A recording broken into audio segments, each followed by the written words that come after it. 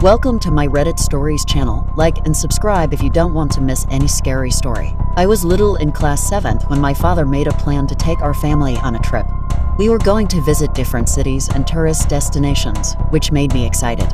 However, what I didn't know was that this trip would end up being a journey that I would never forget for the rest of my life. We lived in a small village where nothing much ever happened.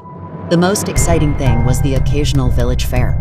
But one day our neighbor young girl died. Hard to believe on it. That day everyone was shocked. No one expected anything like this to happen in our village, like suicide. She was unmarried and pregnant. No one knows that, and it was taboo in my village to get pregnant without married. That's why circumstances of her life between deaths started mysteriously. The cause of death was a mystery. She had gone to the well to fetch water, but she didn't know someone badly hurt. She was innocent, poor girl. She didn't realize her pregnancy dragged into a dark place. That's innocently she went to her routine for that, but she drowned in water deeply. How? She wasn't child, she was young 25-year-old girl. The villagers were baffled. How could a young girl, healthy girl drown in a well? Maybe something beyond story, beyond the dark. One push, maybe. So many nights I didn't sleep well. I was frightened. I didn't know what to do. People are talking about her. Long period people forget about her. No one from the village took any action about that. People didn't find anything, so they believe it happened. Maybe she was depressed. People left thinking about her and they move on. Like that, I also move on in my life. But one day, after a long time, after the incident, I started to doubt everyone around me. I couldn't believe that someone would do something like that to the girl. It didn't make sense to me, and the more I thought about it, the more I scared by myself. I felt like there was something wrong with her and whole situation, or something was wrong with her. One night, I had a dream about the girl. She came to me and started telling me what happened to her that day. She said that she didn't kill herself, but someone killed her. And that someone was her own family. The girl's mother and brother drowned her in the well because they were angry that she had become pregnant out of wedlock. They didn't want anyone to know, so they decided to get rid of her. Her father was also involved in the cover-up. After she was killed, they buried her and her newborn baby in her room under her bed. The girl also told me that she had given birth to a son, but her family had killed him too. They didn't want the baby to be a reminder of their shame. I could hear the baby's cries in my dream, which sent shivers down my spine. I felt deep pain in my dream. I was horrified by what I had heard.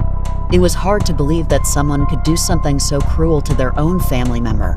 But the girl's ghost kept coming to me in my dreams every night, telling me the same story over and over again.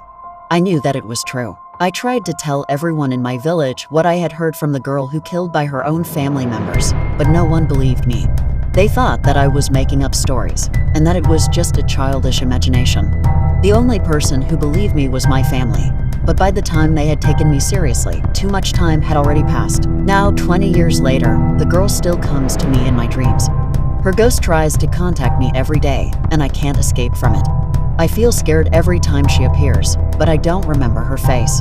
I only remember her voice and the sound of her baby's cries. I started to research the history of my village. I found out the police found nothing in it. This case was closed. Only file name was Young died mysteriously. Some of them were attributed to supernatural forces. I thought this type of attributed and supernatural forces, I can feel it all the time. That's why she can reach me. It was as if the village had a dark history that no one wanted to talk about. I tried to help the girl in my dreams, but I didn't know how. I felt like I was trapped in a nightmare that wouldn't end. I didn't know what to do or who to talk to. I was scared and alone. One day, I went to the well where the girl had died. I wanted to see if I could find any clues that would help me understand what had happened. As I was looking around, I felt a cold breeze, and I heard the girl's voice. She was telling me to look in her room. I can't go there and help her. Sorry, dear. Do you? Part 2. Sitting in my office watching the sun setting over the horizon. I was lost by its beauty with the Rocky Mountains in the background. Never knew how peaceful it can get inside, just ignoring all the problems in the world. Up until it was broken by the ringing of my landline phone. I got a frantic call from one of the nurses stating that I must come down immediately. Hearing her voice, I rushed towards the ICU ward for as the situation worsens. As a virologist, what I saw was carnage. The people that you work with, dealing with patients, all of a sudden become desperate. The vaccine that we created for years to help to cure the sick just became a nightmare, only for the disease to overcome it. Hurry, everyone, hurry. Hold them down. Pandemonium ensues when one of the patients begins vomiting blood, with another and another all spewing out their contents, all becoming grossly pale, with their ribs visibly seen and losing their weight, until their behavior instantaneously changes, becoming apparent that their bodies are suddenly changing by the infection that somehow brought a form of mutation.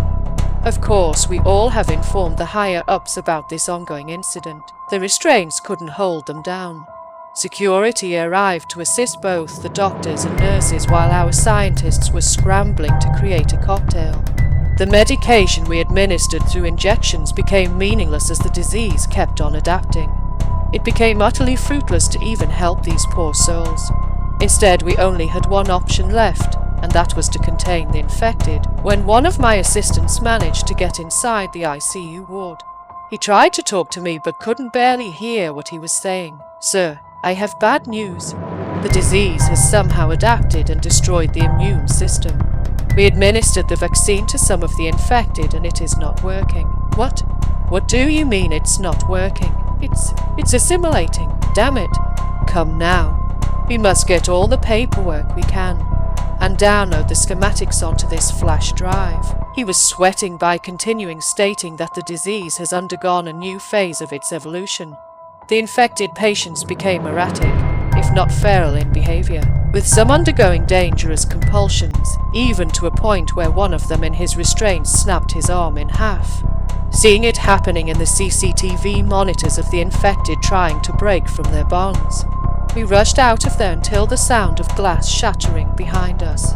The scientists and other personnel screamed in horror as the infected patients escaped, breaking out in droves as I took what I could get my hands on and hightailed it out of there. These infected were biting anyone they could get their hands on. We all ran out of the ward before these patients got to us. Everyone was panicking, trying to escape to the elevators and taking to the stairs, running away from the horror that was unfolding, that we unfortunately fabricated with the product of experiments that were conducted to help combat a global plague. This disease has adapted to overcome the body's immune system and mutated into something that wasn't seen before.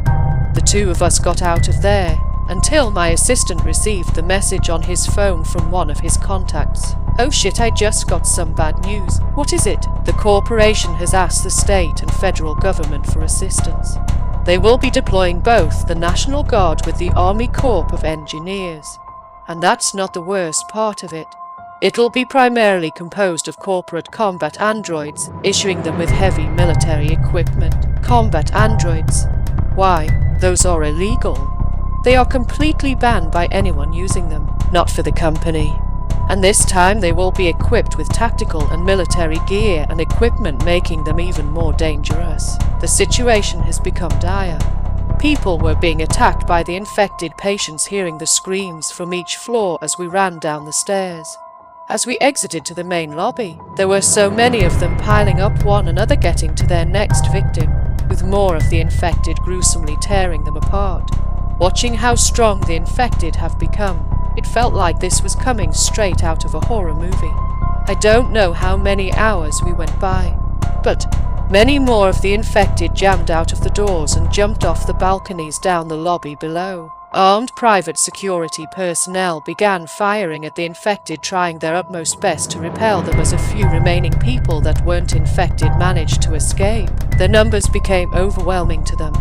The armed security guards all retreated back and closed down a roll-up gate and locked it in place with his key, followed by closing the glass doors, hoping to buy us time to escape out of where the infected piled up little by little, banging and gnawing on the metal grills of the gate. Me and my assistants informed the security guards about the arrival of combat personnel. He too knew of it, however, has given us the bad news that will eradicate anyone and anything on sight. A security captain ordered his officers to hold their ground while letting the survivors escape. More security officers arrived on the scene, letting some of their colleagues reload their service weapons, using primarily shotguns and pistols and regaining their professional composure. "Captain, you and your officers should come with us. These things are getting stronger." "I can't. We will hold on until law enforcement arrives." "Captain, I hate to break to you, but only the military will be arriving. and they'll be composed of combat androids. Is this true? Yes. My assistant can show you the inside information he was provided. I see. So they finally activated the Phalanx protocol. I guess we're all now expendable. But as for you, you must leave now. We will hold them back. Phalanx protocol. What is that? It's best for you to escape now, Doctor. And that I did, running out of the main entrance, watching them all preparing for the worst, even grabbing hold of fire axes. The infected bashing on the doors and metal grill as security got out and closed the main glass doors. They held their position and parked their patrol vehicles on the steps. It was nightfall as we ran towards the parking lot, until we all heard a sound of glass breaking coming from the main lobby, and there the roll-up gate was torn away by the infected. I stood there perplexed by the strength the infected have. Breaking through as security stood between them and us escaping with our lives, denying them the opportunity to get to us. Unfortunately, there were too many of them breaching out of the entrance. A hail of gunfire was fired upon them by the armed security guards, standing their ground by the overwhelming force of the infected that soon surrounded them. What I saw as we ran away was scores of the infected rushing out of the main doors, catching up to some of the survivors. I ran as fast as I could. My assistant, younger than me, threw himself towards the company vehicle, breaking the window with his fist and opening the doors. I jumped to the back seat as my assistant and two women who tagged along sped away as fast he could. A woman was catching her breath whilst the other was sobbing profusely as fear overcame her. I could see the infected trying to catch up to our vehicle with such inhuman momentum. Seeing this, he swerved his car to the left, hitting one of the infected. Hearing them screaming and growling like rabid animals, trying to get their hands on us. The infected are now far behind us. Breathing a sigh of relief as we were almost close to the exit, until he stopped suddenly. Before us was a column of armored vehicles and military trucks lined up in a defensive position. Now I may not be a military man, but what I saw were infantry fighting vehicles, some maps and armed arcs fitted with grenade launchers. And lastly, what I believe were to be 8 SIG tank destroyers with a 105mm gun.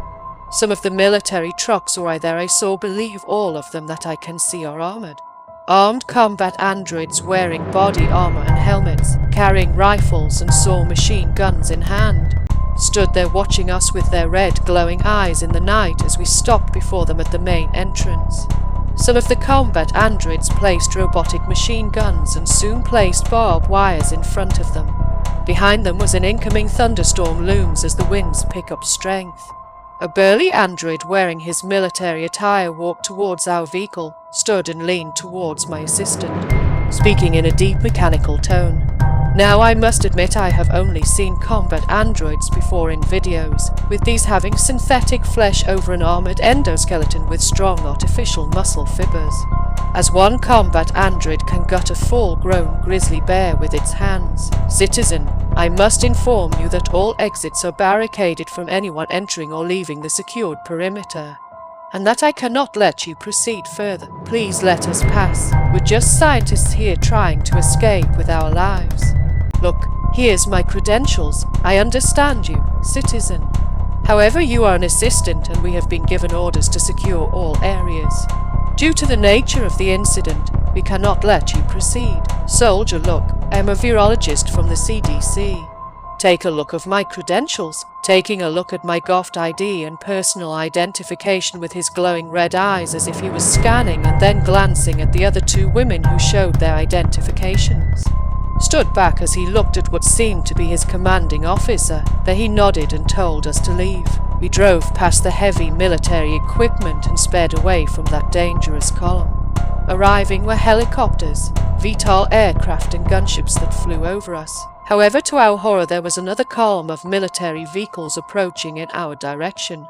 This time tanks and self-propelled howitzers with heavily armored battle walkers and armored cars beside them.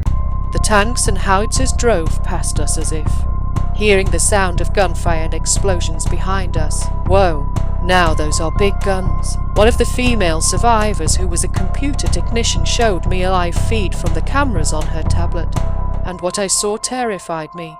Scores of the infected rushed towards incoming fire, being easily annihilated by the combat androids. Then she showed my assistant the live feed as he was driving. Holy shit.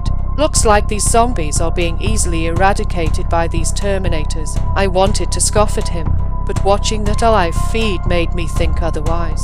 Did we really create zombies? And was that cure we were making somehow made it worse? The live feed was cut short when we all heard loud ear-splitting explosions, with me and the women looking back watching. Whatever happened back there we may never know. More military aircrafts flew over us heading in the direction of the battle, watching a barrage of missiles striking down. We couldn't see much as the trees blocked our vision. We all just drove away in the exit towards the interstate highway. We did not stop. We did not look back.